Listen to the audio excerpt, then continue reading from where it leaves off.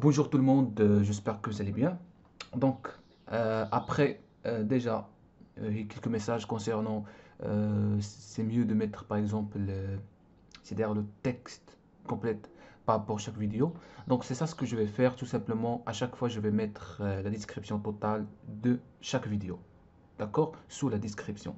D'accord? Donc, toujours, clause de non-responsabilité. Le trading de contrats à terme et d'options présente d'importants avantages potentiels, mais également un risque potentiel important. Vous devez être conscient des risques et être prêt à les accepter afin d'investir dans les marchés à terme et d'options. N'échangez pas avec de l'argent que vous ne pouvez pas vous permettre de perdre. Il ne s'agit ni d'une sollicitation ni d'une offre d'achat ou de vente, des contrats à terme, d'actions ou d'options.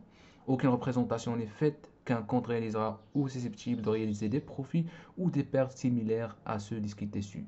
Les performances passées de tout système ou méthodologie de trading ne sont pas nécessairement indicatives de résultats futurs. Si vous décidez d'investir de l'argent réel, toutes les décisions de trading devraient vous appartenir. Donc, le, le titre le titre de la vidéo, ce sera quoi? Ce sera tout simplement ce que vous devez savoir sur l'order flow. D'accord? Donc, on va traiter vraiment une chose qui est très importante par rapport à Stack Imbalance et Ratios. D'accord? Dans laquelle ça demande quoi? Ça demande vraiment l'aptitude et l'habileté et être un trader vigilant. C'est-à-dire, ça demande vraiment la vigilance parce que le trading, c'est pas, ça concerne pas l'intelligence, mais ça concerne juste vraiment quelques caractéristiques euh, qu'il faut maîtriser. On parle de courage, de la patience, de la vigilance, de l'habileté, de la concentration.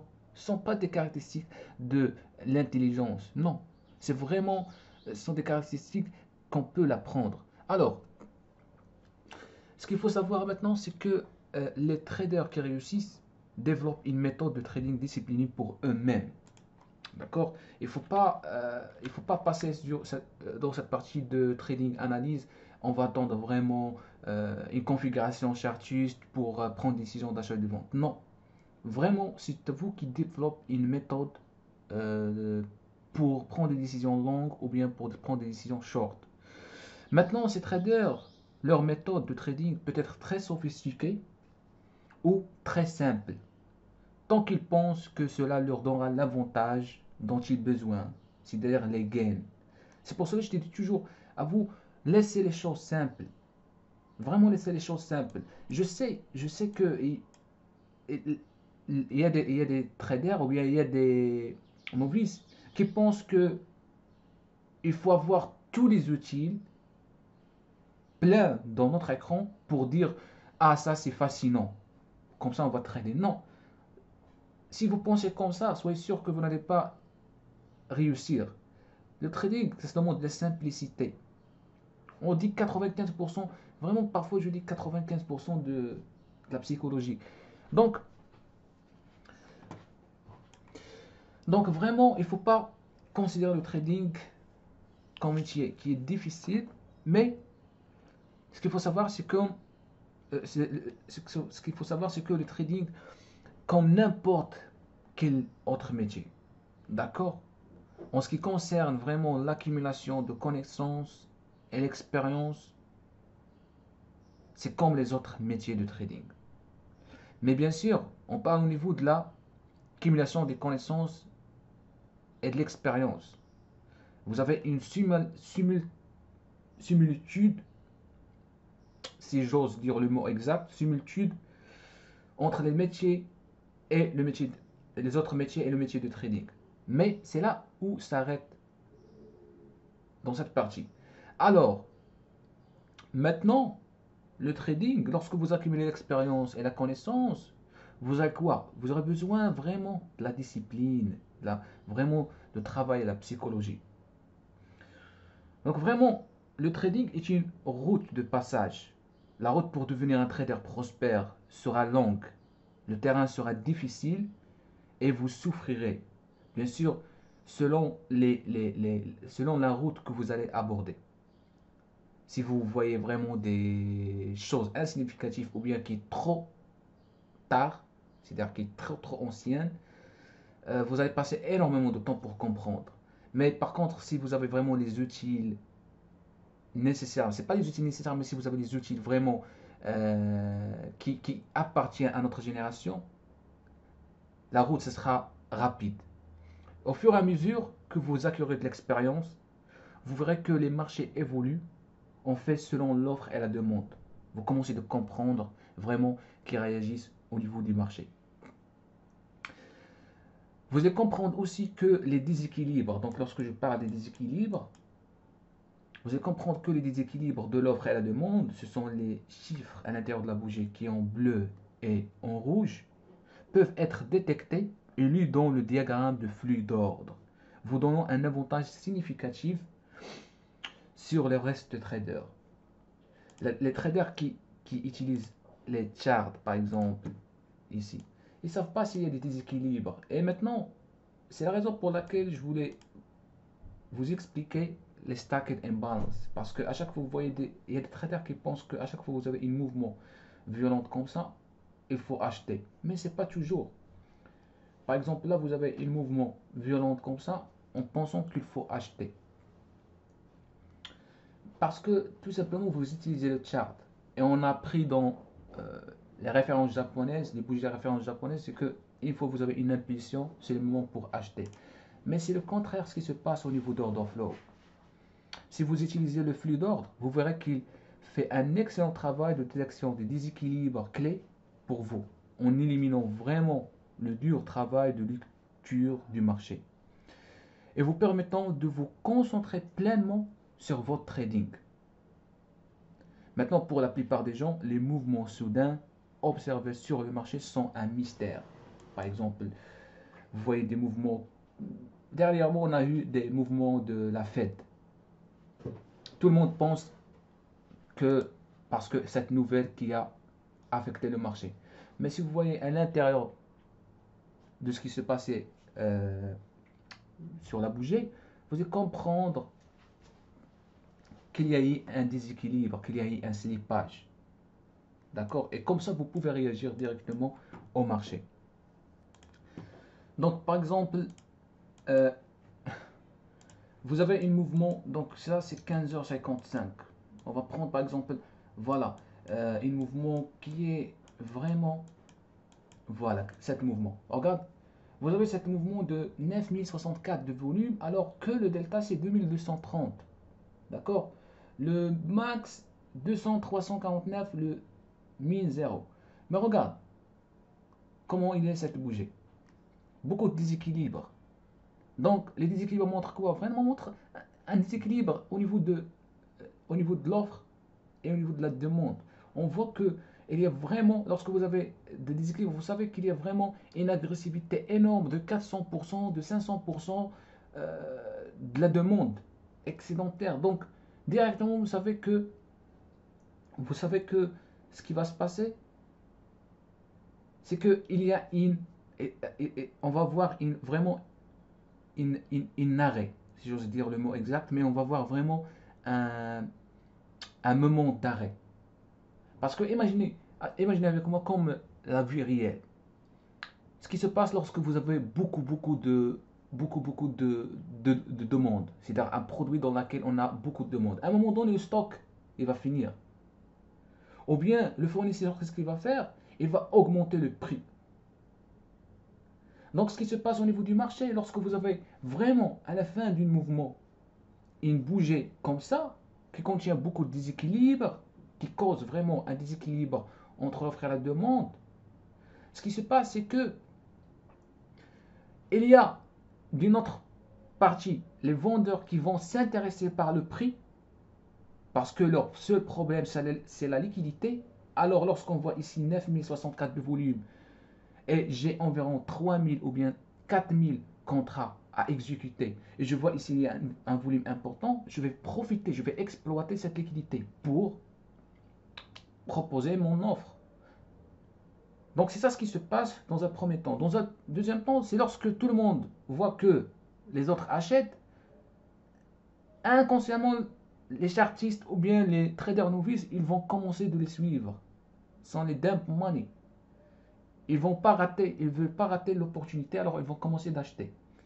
Donc ce qui se passe, c'est que on va créer beaucoup de déséquilibres selon vraiment les réglages de votre footprint. soit de ratio de 300 ou bien en tout cas, on va créer des déséquilibres. Ce qu'il faut savoir, c'est que lorsqu'on crée des déséquilibres, parfois ça ne peut pas fonctionner. Si ça dépend du contexte du marché, si on est vraiment au plus haut ou bien on est surévalué du marché. Directement, on va voir un intervenant qui va intervenir au marché pour rééquilibrer la tendance ou bien pour rééquilibrer vraiment cette phase verticale. Donc, alors, au niveau du chart, lorsqu'on voit cette bouger comme ça, avec des déséquilibres comme ça, et bien sûr, vous ne voyez pas des déséquilibres, en pensant que c'est le moment pour acheter. Alors, ce qui se passe, c'est qu'il y a des traders qui vont acheter au plus haut, 4048, 4047, et directement, on voit qu'il y a un volume d'arrêt qui va arrêter tout le reste. Donc, c'est ça ce qui se passe ici. Donc, vraiment, lorsque vous comprendrez comment lire le flux d'ordre, vous comprendrez exactement comment reconnaître les moments définitifs de l'action du marché et les types de signes préventifs à surveiller. Juste avant qu'un marché ne monte ou ne baisse. Vraiment, lorsque vous tradez, chaque jour, bien sûr, est différent. Mais lorsque vous voulez trader, il faut savoir de quoi chercher d'abord. Parce que, comme je t'ai dit, le flux d'ordre, c'est une plage qui est large, mer qui est large. Mais il faut vraiment définir votre objectif, définir les setups que vous allez rechercher. Sinon, si vous laissez vraiment la connaissance large, vous n'arrivez pas à prendre des décisions fermes et positives. Donc, juste, ça sera vraiment un petit bonus par rapport les membres en même temps, les spectateurs. Je vais vous montrer une vidéo pour laquelle je vais expliquer Stacked Imbalance avec le ratio. D'accord? Stacked Imbalance avec le ratio. Donc, je vais prendre ici le footprint de voilà, le footprint de range 8. Si vous faites clic droit, indicateur, bien sûr, selon les traders qui utilisent le footprint order flow, vous allez voir ici, alors, vous allez voir ici, il y a ce qu'on appelle, donc juste un instant, donc buying, selling, chill, delta divergence, divers, exhaustion, imbalance reversal, ladder connect, market sweep, market weakness, order flow sequencing. Donc on aura besoin de ratio, POC line short, POC 1, POC 2, POC 3, summary content, financial business, value area, volume imbalance, volume profile, zero range, donc volume imbalance. Donc regarde, on aura besoin de order flow ratios et en même temps on aura besoin de stacked imbalance. Ils sont là. Donc vous avez stacked imbalance, box draw mode, ankle tested. Vous avez ici light green et light coral. C'est-à-dire ça c'est, on peut dire rouge, d'accord? Les stacked imbalance, ce sont tout simplement les acheteurs et les vendeurs piégés. Avec le ratio bien sûr. Le ratio ça représente quoi? Ratio bonds high, price exhaustion, ratio bonds low, price defense. C'est-à-dire lorsque vous avez un ratio supérieur de 30, ça montre l'exhaustion ou bien l'épuisement. Lorsque vous avez exhaustion ratio supérieur c'est pas supérieur mais entre 0 et 0,69 jusqu'à 0,70, ça montre la défense. D'accord? Maintenant, regarde, on va chercher par exemple ici un exemple de stacked imbalance. Bon,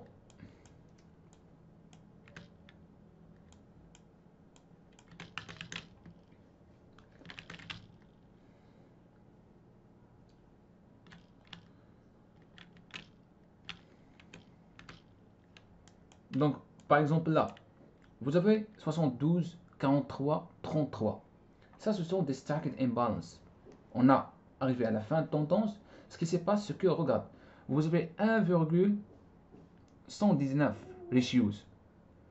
Ce n'est pas significatif. Vraiment, ce n'est pas significatif. Même, vous voyez, le delta est positif. Vous voyez des déséquilibres ici. Mais il ne faut pas penser que c'est bon, on va prendre la décision d'achat. On est à la fin de tendance. Vous avez stacked imbalance ici, 33, 43, 72. Donc, la prochaine bougie, qu'est-ce qu'on a? Delta pardon, c'est pas imbalance reversal, dans laquelle tout le monde se trompe et ils ont renversé leur ordre pour vente. Et en plus de ça, nous avons un ratio entre 0 et 0,69, c'est-à-dire à 0,044. Ça montre quoi? Ça montre la défense. C'est-à-dire les vendeurs qui défendent leur prix. Maintenant, regarde, par exemple, on va voir un ratio dans lequel Stack and Imbalance. Donc, je cherche.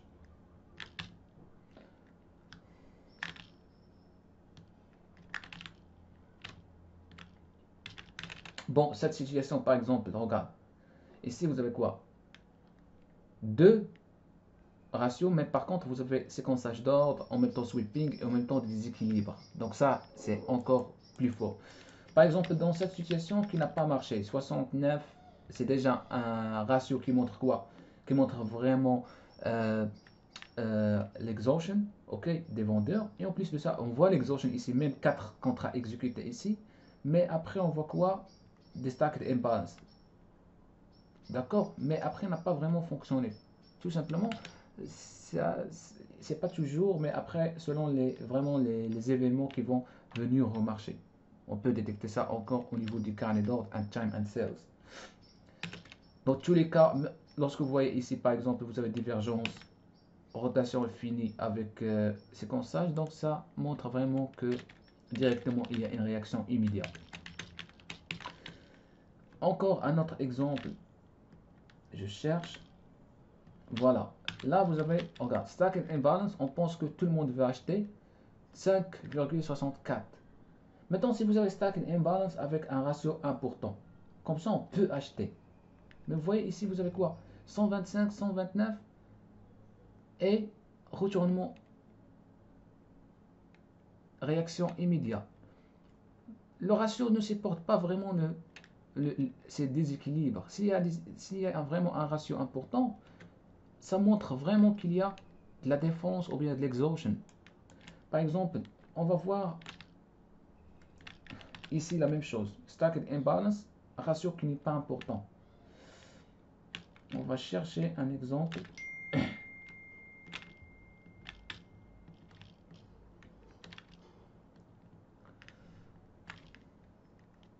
J'essaie de chercher un exemple pour vente. Là, ici, vous voyez, zéro print. Le ratio montre zéro print et vous avez beaucoup de déséquilibre. Tout le monde va penser que ça, c'est le moment pour vendre. Vous avez quoi? 137, 95, 93, 92. C'est ça le problème parfois des... Vraiment, c'est ça le problème parfois des traders. Ils pensent que nous avons des équilibres, on va commencer de vendre. Mais c'est pas toujours parce que... Maintenant, imaginez avec moi, vous êtes des acheteurs, d'accord? À un moment donné, le marché commence à descendre contre vous. Ce qui se passe, c'est que ces acheteurs, ou bien vous, autant que les acheteurs, vous voulez liquider, vos positions. Tout simplement, vous fermez au marché. Ce qui se passe, ça se reflète au déséquilibre. Donc, vraiment, il faut prendre en considération Stacked Imbalance avec le ratio. Il faut vraiment arriver à comprendre chaque mouvement de quoi il s'agit. Faire vraiment des notes, apprendre à filmer votre session de trading, vos erreurs pour comprendre, pour savoir vraiment les erreurs que vous faites. Maintenant, si vous voulez accepter, par exemple, ici, regarde, Stacked Imbalance, déséquilibre, et vous avez un ratio 0,60. Donc ça, c'est un ratio qui est entouré de 0 et 0,69, qui montre vraiment l'épuisement des vendeurs. Donc, vraiment, si vous voulez avancer, je vais vous donner un exemple. Si vous voulez avancer, essayez juste, par exemple, de filmer juste 5 fois. Filmer 5 fois le moment dans lequel on atteint vraiment un plus haut, comment le marché réagit. Essayez de filmer ça 5 fois. Après encore, le moment lorsqu'on atteint le plus bas, filmez comment le marché réagit. Filmez juste ça 5 fois pour 5 jours et regardez comment votre niveau de progression va augmenter. Donc, pour en savoir plus sur le trading de flux d'ordre, je vous invite toujours à checker notre site ou bien à rechercher notre site www.tradinglmj.com dans laquelle on présente vraiment des formations, des indicateurs et en même temps des articles intéressants. Je vous invite toujours encore à regarder sous la description la formation gratuite, d'accord? Et n'oubliez pas de liker, subscribe et on se revoit à la prochaine vidéo. Merci beaucoup.